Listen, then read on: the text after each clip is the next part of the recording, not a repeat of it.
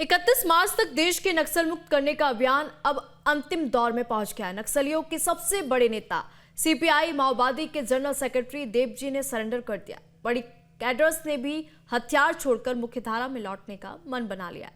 लेकिन बस्तर में नक्सलियों की आखिरी कमांडर माने जा रहे पापा राव ने अभी तक सरेंडर नहीं किया, जिसके बाद सुरक्षा बलों ने नक्सली कमांडर को घेरने की तैयारी शुरू कर दी है। बस्तर इलाके में सुरक्षा बलों का पूरा फोकस अब नक्सल कमांडर पापा राव को तलाशने पर है। उसे जिंदा या मुर्दा पकड़ने के लिए बड़ा अभियान छेड़ा गया है। पापा राव पर छत्तीसगढ़ में 25 लाख का इनाम घोषित है। एक रिपोर्ट आपको दिखाते हैं। कुख्यात नक्सली पापा राव के खिलाफ एक्शन। नक्सली पापा राव को पकड़ना सबसे बड़ा लक्ष्य। निशाने पर बस्तर का आखिरी नक्सल कमांडर।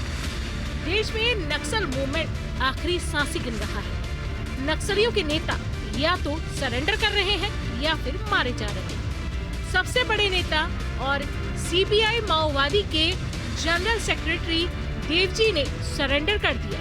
यही नहीं, पिछले 1 साल के अंदर बड़ी संख्या में नक्सलियों ने मुख्यधारा में लौटने का फैसला किया। इसी कड़ी में छत्तीसगढ़ के बस्तर में सुरक्षा बलों ने नक्सलियों के खिलाफ अपनी रणनीति में बदलाव किया है। हाल ही के महीने में नक्सलियों के बड़े कैडर के मारे जाने और कई बड़े नक्सलियों को सरेंडर के बाद अब सुरक्षा बलों का पूरा ध्यान कुख्यात नक्सल कमांडर पापा राव पर है, जिसके खिलाफ सुरक्षा बलों ने ऑपरेशन तेज कर दिया है। फोर्स तेजी से पापा राव की तलाश में जुट गई है। वर्तमान की परिस्थिति में सिर्फ डीकेएसएफसी कैडर पापा राव और अन्य कुछ पीएलजी बटालियन नंबर 1 का जो कैडर्स है और डीवीसीएम लेवल का कैडर्स है, काफी कम संख्या में उनका लीडरशिप भी बचा है और उनके किसी भी तरह पापा राव को पकड़ना ही अब फोर्स का सबसे बड़ा लक्ष्य है। बस्तर का आखिरी नक्सल कमांडर सुरक्षा बलों के निशाने पर है और उसकी तलाश की जा रही है। पापा राव लंबे समय से सुरक्षा बलों को चकमा देने में माहिर रहा है, लेकिन फोर्स को मिली जानकारी ने उसकी मुश्किल बढ़ा दी है। सुरक्षा बलों को जानकारी मिली है उसकी आखिरी मौजूदगी बीजापुर जिले के इंद्रावती टाइगर रिजर्व के दुर्गम इलाकों में देखी गई थी। ये इलाका अपनी घनी झाड़ियों और कठिन भौगोलिक स्थिति के कारण नक्सलियों का सुरक्षित ठिकाना रहा है। सुरक्षा बलों की टीमें अब इसी इलाके में अपनी दस्तक दे रही हैं। पुलिस के आला अधिकारियों ने पापा राव को आत्मसमर्पण करने का भी अल्टीमेटम दे दिया है। पापा राव से मुख्यधारा में लौटने की अपील की जा चुकी है। पापा राव बीजापुर इलाके में दशकों से सक्रिय रहा है। जनवरी 2025 में हुए आईईडी ब्लास्ट में 8 सुरक्षाकर्मी शहीद हो गए थे और एक ड्राइवर की भी मौत हो गई थी। इस हमले का नेतृत्व पापा राव ने किया। कैडर्स का भी संख्या लगातार घटते जा रहा है, उनके क्षेत्रफल भी सिमटते जा रहा है, उनके पैर के नीचे से जमीन खिसकते जा रहा है। इस प्रकार जो माओवादी संगठन का जो मात्रा भी सिर्फ गिने चुने कुछ कैडर्स और उसके लीडर से बचा है और उनसे भी बार बार हमारा अपील जारी है।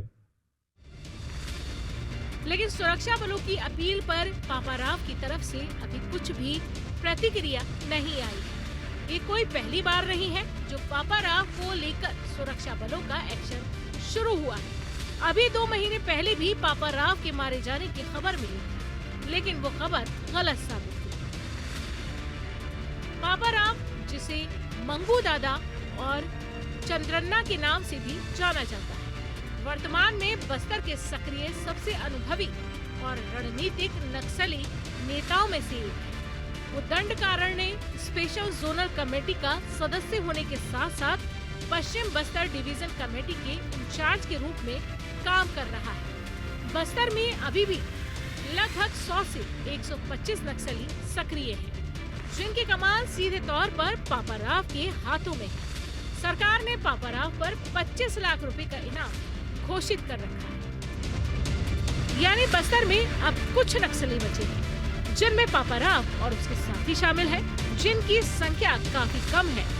नक्सलियों के पैरों के नीचे से जमीन खिसकती जा रही है। अब आखिरी नक्सल कमांडर कितनी देर तक बस्तर के जंगलों में बच पाता है, बड़ा सवाल है।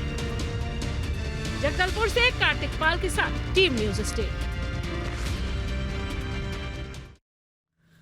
आपके मोबाइल पर तुरंत आएगी ब्रेकिंग न्यूज। स्क्रीन पर सबसे पहले दिखेगी बड़ी खबर। देश दुनिया की हर खबर एक जगह। अब आपके मोबाइल पर तुरंत फटाफट इंस्टॉल कीजिए न्यूज नेशन ऐप और रखिए खुद को अपडेट।